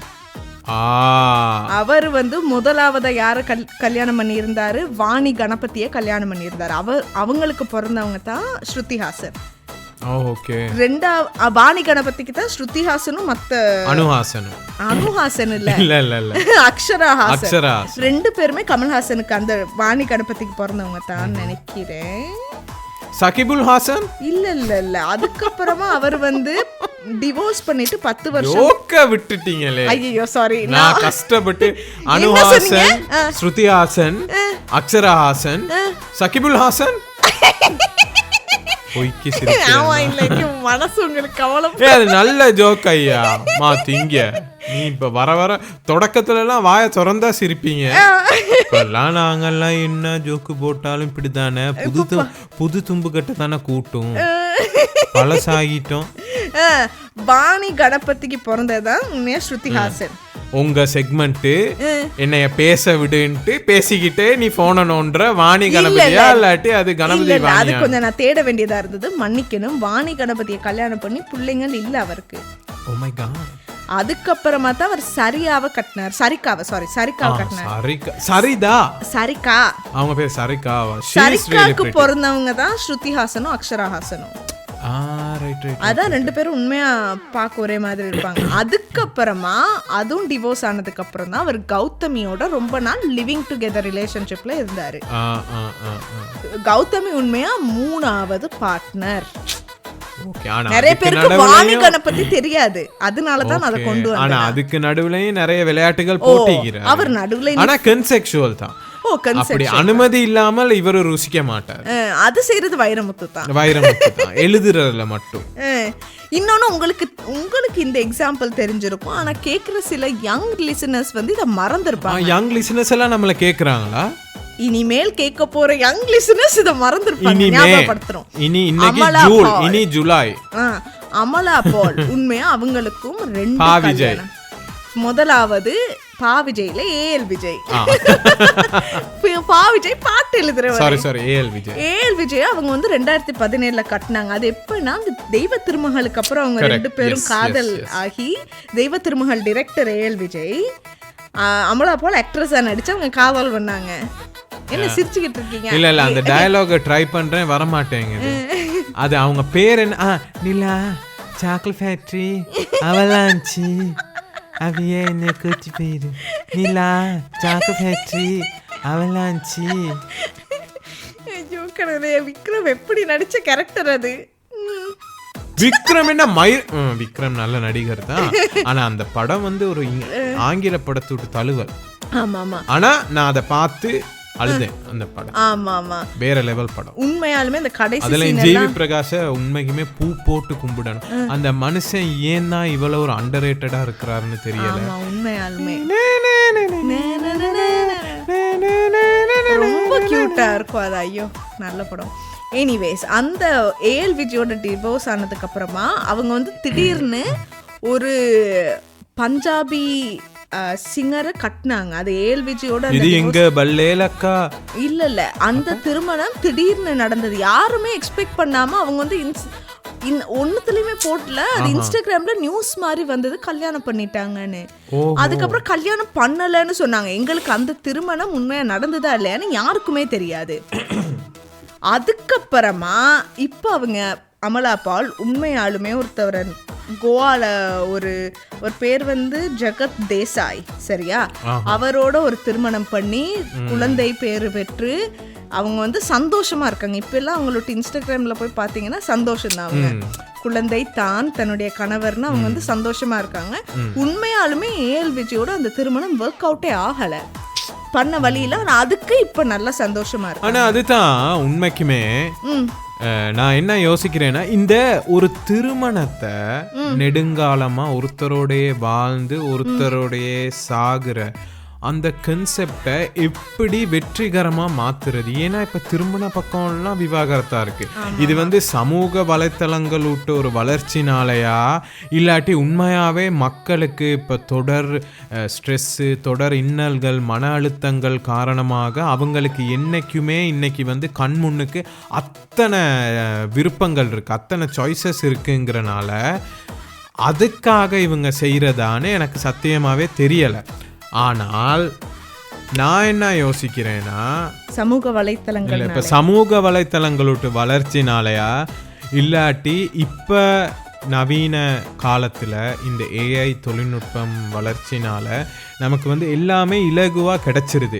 இப்போ நம்ம வந்து ஒரு மேனேஜர்கிட்ட அவன் ஃப்ரீயாக இருப்பானா, பிஸி இல்லாமல் இருந்தால் போய் டிஸ்டர்ப் பண்ணலாமா, இல்லாட்டி நம்மளூட்ட ஒரு மேலதிகாரிக்கிட்ட கேட்க வேண்டிய எத்தனையோ தொழில்நுட்ப கேள்விகளை, அதாவது அந்த தொழில் சார்ந்த கேள்விகளை இப்போ நிறைய ஏஐல கேட்டு ஓரளவு நாலேஜ் எடுத்துக்கலாம். அதை வந்து கம்ப்ளீட்டாக டிபெண்ட் பண்ணி நம்ம செய்ய தேவையில்ல. ஆனால் எவ்வளவோ நாலேஜ் அதுவும் கொடுக்குது. ஆமாமா, சரியா? அப்ப அதனால எவ்வளவோ லேஸ் ஆகுது என்ன வேலைகள். அந்த மாதிரி நிறைய நம்ம வாழ்க்கை இலகுவாகிட்டனால நமக்கு ஏதோ நம்மள அறியாம நம்மளோட்டு அந்த கான்சியஸ்னஸ் இருக்குல்ல, ஆள் மனசுல நமக்கு நிறைய ஆப்ஷன்ஸ் இருக்கு, நமக்கு நிறைய வாய்ப்புகள் இருக்குங்கிற எண்ணத்தினால தான் கிட்ட இருக்கு ஒரேடியா பெர்மனண்டா இருக்கிற ஒரு ரிலேஷன்ஷிப் மேல இப்ப நமக்கு போரிங் ஆகுதான்னு நான் நினைக்கிறேன். ஏன்னா உங்ககிட்ட நான் இதை கட்டாயமா ஒரு டாபிக்காவே பேசணும்னு இருந்தது. இந்த மொனோகமஸ் ரிலேஷன்ஷிப், ஒருவனுக்கு ஒருத்திங்கிறது வந்து வரும் காலத்துல இல்லாமையே போற ஒரு நிலைமைக்கு ஒரு மனித குலமா நம்ம மூவ் பண்ணிக்கிட்டு இருக்கிறோமான்னு நான் யோசிக்கிறேன். ஆமா, அது வந்து நானும் ஒத்துக்குவேன். ஏன்னா நான் ஒரு இடத்துல கேள்விப்பட்டேன், ஒரு பாட்காஸ்ட்ல நான் கேட்டது என்னன்னா, ஃபியூச்சர்ல, அதாவது எதிர்காலத்துல என்ன நடக்க போகுதுன்னா, திருமணம்ங்கிறது வாழ்க்கை நீ ஃபுல்லாக நம்ம வாழ்க்கைக்குமே ஒரு அக்ரிமெண்ட் மாதிரி இல்லாமல் ஒரு டைம் ஃப்ரேமுக்கான ஒரு அக்ரிமெண்ட்டாக மாறப்போகுது. அப்படி எனக்கு ஒரு ஸ்நேகிதி சொந்த மாதிரி இப்ப சம்பந்தம் இல்லாம தானே பாரு. இல்ல, அதுல விஜய் பிரியமான வேலையில அப்படிதான் ஒரு அக்ரிமெண்ட் போட, அது வந்து 1 year அக்ரிமெண்ட் போட்டு டிவோர்ஸ் தானே. நான் சொல்றேன் அக்ரிமெண்ட்டே 1 year தான் இருக்குங்கிறேன். இப்ப திருமணம் பண்ணதே ஒரு 7 வருஷத்துக்கோ 5 வருஷத்துக்கோ, 7 வருஷத்தோட முடிஞ்சிரும். அதுக்கு நடுவுல டிவோர்ஸ் ஆகணும்னா அது பண்ணிக்கலாம், அதுக்கு டிவோர்ஸ் ஆப்ஷன். ஆனா நீங்க நல்லா யோசிச்சு பாருங்க, தாண்டினதுக்கு அப்புறமா நீங்க ரினியூ பண்ணலாம், அக்ரிமெண்ட் ரினியூ பண்ணலாம். அப்படி இல்லாட்டி விருப்பம் இல்லைன்னா அப்படியே இல்ல. அதுதான் பாருங்க. அப்ப இல்ல, இது வந்து என்னைய பொறுத்தவரையில நான் வந்து சரியான மாதிரி ஒரு ட்ரெடிஷனல் குடும்பத்துல இருந்து வந்தனால எனக்கு இது சரியே வராது. ஆனால் இந்த புருஷனும் பொண்டாட்டியும் அடிச்சுக்கிட்டு அவங்க 2 பேர்த்தையும் வெறுப்பை உருவாக்கிக்கிட்டு ஏண்டா இந்த கர்மத்தோட வாழணும்னு ஒரு தலைவிதி வேதனையில வாழ்றதுக்கு அவங்களுக்கு நம்ம அக்ரிமெண்ட் 5 வருஷம் தான், முடிஞ்ச அளவு ஃபன்னா இவரோட இருப்போம் சரியா. அதுக்கப்புறம் அப்போ ஒரு எக்ஸ்பைரி டேட்டை நோக்கி நீங்க போனீங்கன்னா ஐயோ 5 வருஷத்துல இவர் என்னை விட்டு போயிருவாரா. ஐயோ உண்மையா எனக்கு யோசிக்கிறப்ப நான் 2 சந்தோஷமா பக்கமும் இருக்கு, ஆனா 2மே நல்லதுதான். ஐயோ நான் இவரோட இவ்வளவு நல்ல மனுஷனோட நான் 5 வருஷம் தான் இருப்பேனா, அப்ப இன்னும் கொஞ்சம் இவரை இன்னும் ஃபன்னா இருக்கணும், இருக்கிற காலத்தை சந்தோஷமா ஆக்கி பாத்துக்குவாங்க. என் பொண்டாட்டி 5 வருஷத்துல போயிருவானா இவளை நான் இன்னும் கொஞ்சம் எஃபர்ட் போட்டு பூ வாங்கி கொடுத்து ரினியூ பண்ணணும்னு ஆசைப்படுவாங்க. ஆமா ஆமா, கஷ்டப்பட்டு இவங்க மேல காதலை சம்பாரிச்சு இவங்களை இருக்க வச்சுக்கணும்னு நம்ம நினைப்போம்.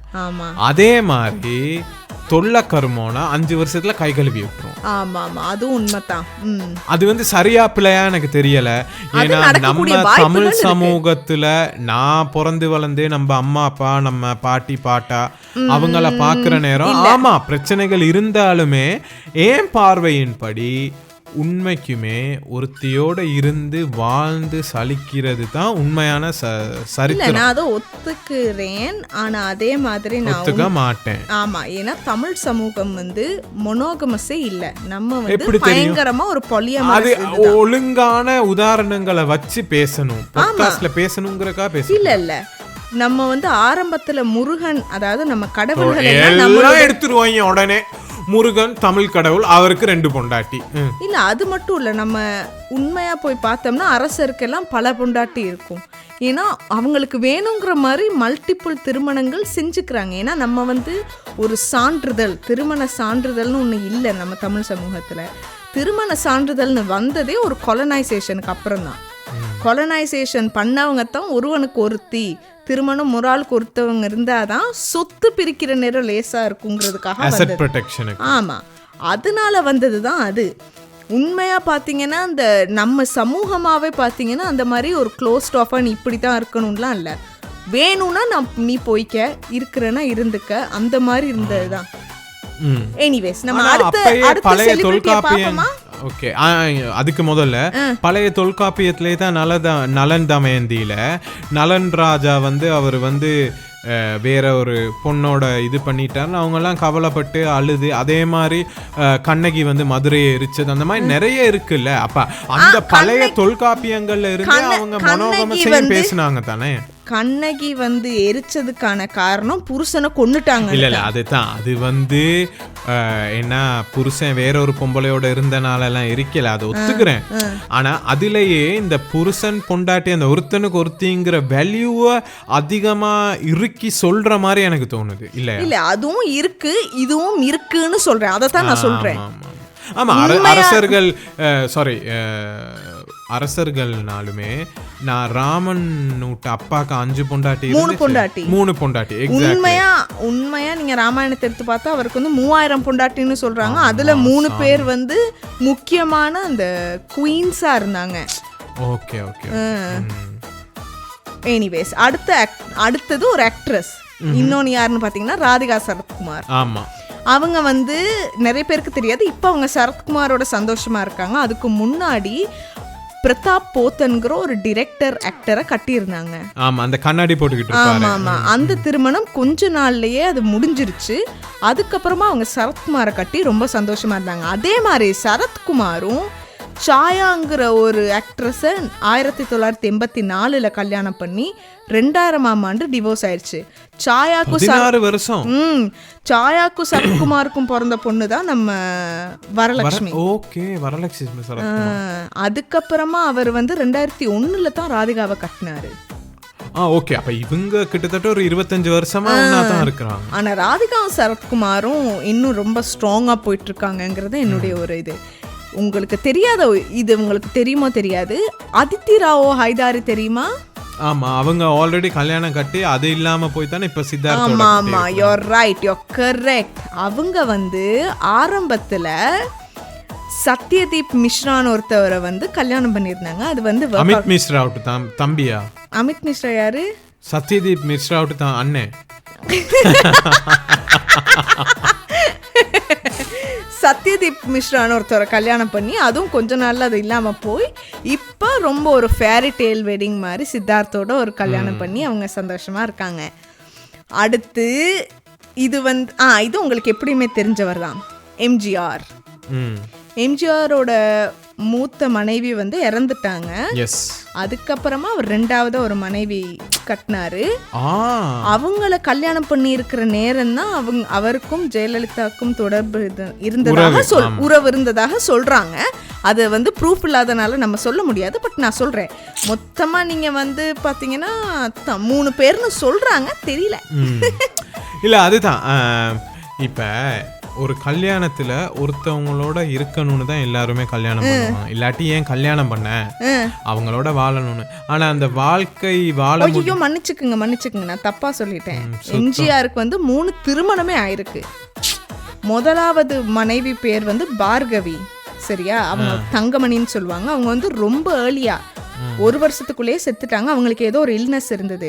அதுக்கப்புறமா சந்தான தேவிய கல்யாணம் பண்ணி அவங்களும் அந்த டியூபர்குலோசிஸ் டிபி வந்து இறந்துட்டாங்க. அடக்கடவுளே. 3வதா தான் விஎன் ஜானகி ஆக்ட்ரஸ் அவர் கல்யாணம் பண்ணி இருந்தாரு. ஜானகியோட இருக்கிற நேரம் தான் அவங்க வந்து ஜெயலலிதாவோட தொடர்பு இருந்ததாக சொன்னாங்க. அவரும் கொஞ்சம் விளையாட்டு தான் போல லைட்டா. அதுதான் என்னைய பொறுத்தவரை நான் என்னைக்குமே அதானே யோசிப்பேன். கல்யாணம் பண்ணுறது வந்து விவாகரத்துக்காக இல்லை, எல்லாம் ஒன்றா இருக்கணும், இவங்களோட ஒன்றா வாழணும், அந்த ஒரு ஆசை கனவு சரியான மாதிரி எதிர்பார்ப்புகளோட கல்யாணம் நடக்கிறது வந்து கடைசியாக இறுதியாக ஏன் விவகாரத்தில் முடியுதுன்னு விவகாரத்தினால விவாகரத்தா முடியுதுங்கிறத என்னைக்குமே நான் யோசிப்பேன். இதனால நம்ம வந்து ஏன் ஒன்னே ஒரு செக்ஷுவல் ஒரு காமம் ஒரு பெண்ணோட உடல் உறவு வேற ஒரு பெண்ணோட வச்சுக்கிறதுனால ஒரு கல்யாண முடிவுக்கு வருதுன்னா அதை நீங்க எப்படி பாக்குறீங்க? அந்த பெண்ணுக்கு மனைவிக்கு தெரிஞ்சு நடந்து அவங்க அது ஒரு சில பேர் இப்போ வந்து சொசைட்டி மாறிட்டோம். நம்ம மனைவிக்கு தெரிஞ்சு மனைவியும் அதை ஒத்துக்கிட்டு நடக்கிறது வேற, சரியா? மனைவிக்கு தெரியாம செய்யறது வந்து என்ன பொறுத்தவரை துரோகம். அது என்னால ஏத்துக்க முடியாது. ஓகே, அப்ப அதனால வர விவாகரத்துகள் வந்து உண்மையாவே அது வந்து ஒரு துரோகம். ஆனா நிறைய விவாகரத்து செலிபிரிட்டிஸ் போய் பாத்தீங்கன்னா அந்த சீட்டிங்கிறது நிறைய நடக்குது. ஆனா அதுகளுக்காக விவாகரத்து நடக்கிறது இல்லை. இதையும் தாண்டி நிறைய விஷயங்கள் இருக்கு. ஒரு சர்ப்ரைசிங் செலிபிரிட்டியை நான் இப்ப சொல்ல போறேன், சரியா? இந்த விஷயம் உங்களுக்கு தெரியாதுன்னு நினைக்கிறேன். பிரபுவும் குஷ்புவும் கல்யாணம் பண்ணியிருந்தாங்க நடுவில், அது தெரியுமா? சீக்ரெட்டா. அது இப்பதான் ரீசெண்டா குஷ்பு ஒத்துக்கிட்டு இருந்திருக்காங்க. புனிதாங்கிறவங்கள பிரபு 1983 கல்யாணம் பண்ணாரு, சரியா? அவங்களுக்கு தான் விக்ரம் பிறந்தாரு. விக்ரம் பிரபு வந்து பிறந்தது புனிதாக்கு. 1993 பிரபு குஷ்புவை கல்யாணம் பண்ணி 10 வருஷத்துல கல்யாணம் பண்ணி யாருக்கும் தெரியாம அவங்க கல்யாணம் பண்ணி ஒன்னா வாழ்ந்திருக்காங்க. 1 வருஷமா புருஷன் பொண்டாட்டியா வாழ்ந்திருக்காங்க. 94 குஷ்புவோட டிவோர்ஸ் ஆயிருக்கு பிரபுவுக்கு. அது குஷ்பு இப்பதான் வெளியில சொல்லி இருக்காங்க. இவங்க அந்த பெரிய குடும்பம் சிவாஜி குடும்பம்ங்கறனால யாருக்கும் தெரியாம அதை எல்லாம் ஆக்கிட்டாங்க. ஆமா. அப்புறம் இப்ப திருப்பி பிரபு போய் புனிதாவோட வாழ்ந்தாரா என்ன மாதிரி? எனக்கு அந்த கதை தேடி பார்த்தேன். எனக்கு உண்மையா அந்த விஷயம் எனக்கு அம்படவே இல்ல. ஏன்னு தெரியல, எனக்கு அந்த விஷயம் எனக்கு தேடி பார்த்தேன். இல்ல அது எப்படி ஒரு பெண் ஏத்துக்குவாங்க? என்ன தன்னை விட்டுட்டு கல்யாணம் பண்ணி 1 வருஷம் இருந்து விவாகரத்தான பிறகு திருப்பி இவரோட இணைகிறதுங்கிறது உடைஞ்ச கண்ணாடி ஒட்டுற மாதிரி. சில நேரம் பெரிய குடும்பங்கள்னால இது நடக்கிறது உண்டு. சில நேரம் புனிதாவோட ஒரே வீட்டுல வாழ்ந்திருக்கலாம். இல்ல அதுதான் ஒரே வீட்டுல வாழுங்க, 1 கிலோமீட்டர் தள்ளி வாழுங்க, அது பிரச்சனையே இல்ல. அவங்க மனசுள்ளுக்கு ஹஸ்பண்ட் அண்ட் வைஃபா ஒரு தம்பதிகளா வாழ்ந்திருப்பாங்களா? தெரியல, நான் நினைக்கிறேன். ஏன்னா அந்த காலத்துல பிரபுவும் குஷ்புவும் நடிச்சாலே ஹிட் தான். ஆமா, அவங்க 2 பேர் நிறைய பேர் வந்து லிங்க் பண்ணி பேசுறாங்க. ஆனா அவங்க உண்மையா திருமணமே பண்ணிருக்காங்கங்கிறது இப்பதான் ரீசெண்டா வெளியில வந்து குஷ்பு ஒத்துக்கிட்டாங்க. குஷ்பு ஒத்துக்கிட்டு இருந்திருக்காங்க. ஆனா பிரபு அதுக்காக என்னன்னு கேட்ட நேரம் நோ கமெண்ட்ஸ்னு சொல்லியிருக்காரு.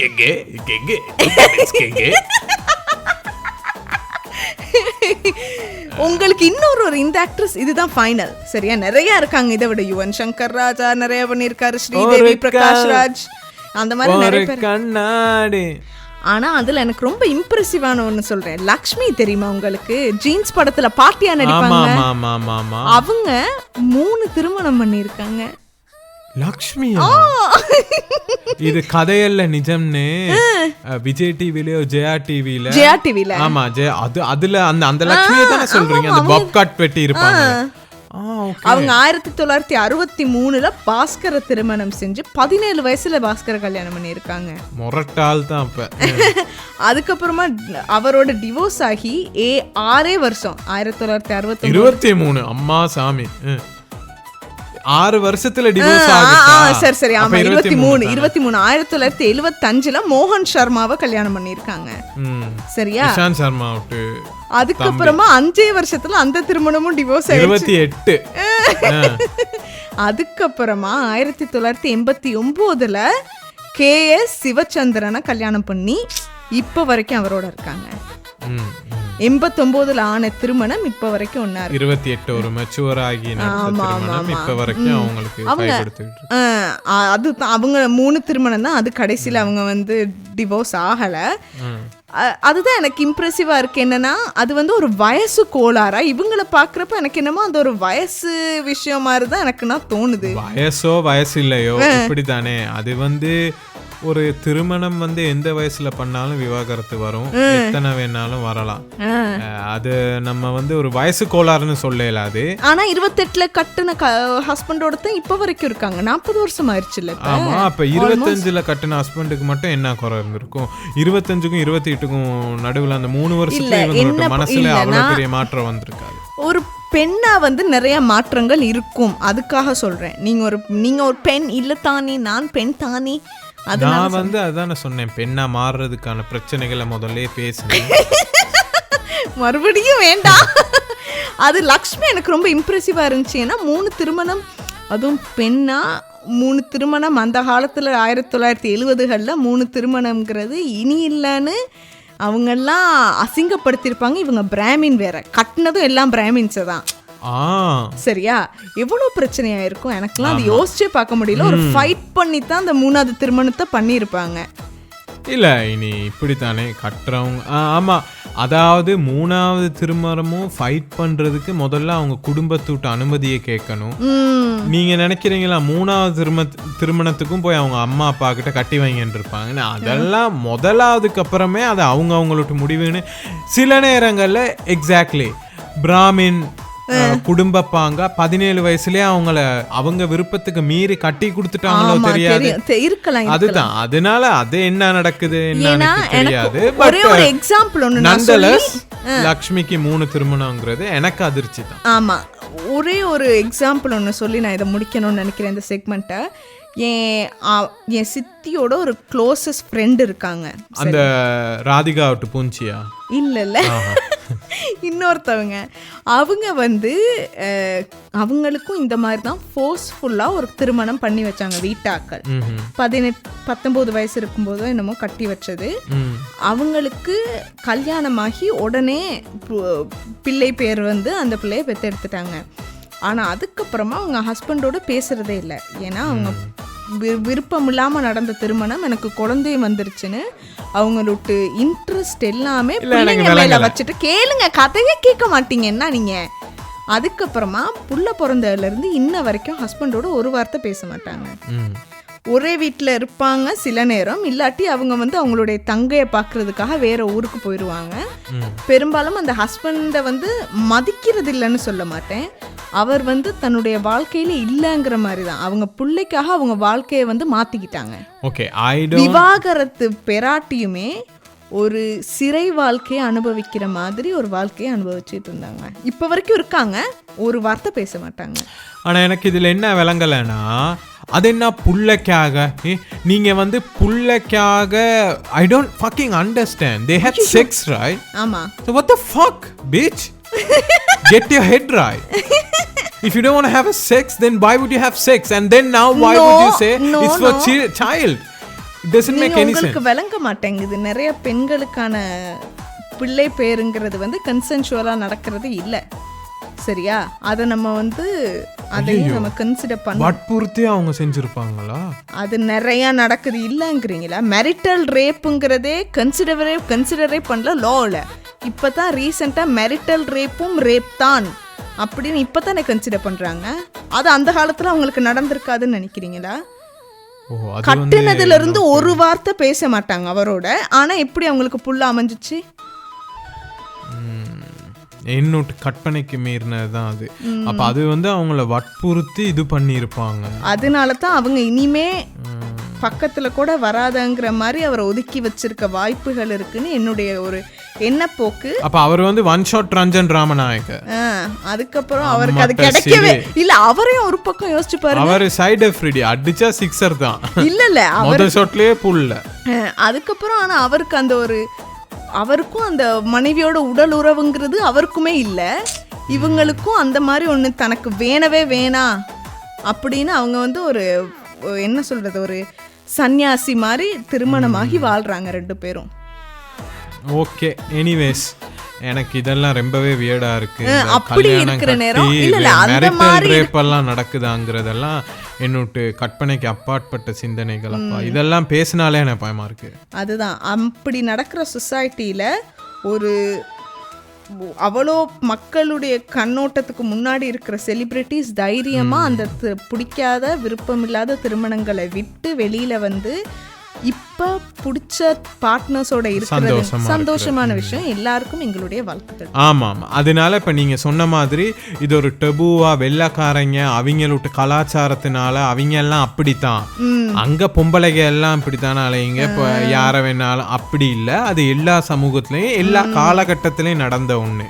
ஆமா, உண்மை. இது வந்து தப்பும் இல்ல. அதாவது நீங்க சொன்ன மாதிரி மெரிட்டல் ரேப்புக்கு பதிலா விவாகரத்து எவ்வளவோ பரவாயில்ல. அதுதான் உண்மை. அதுதான் நான் சொல்றத நீங்க அழகா ரெப் அப் பண்ணிட்டீங்க. சோ இத்துடன் நேயர்களே நீங்கள் கேட்டு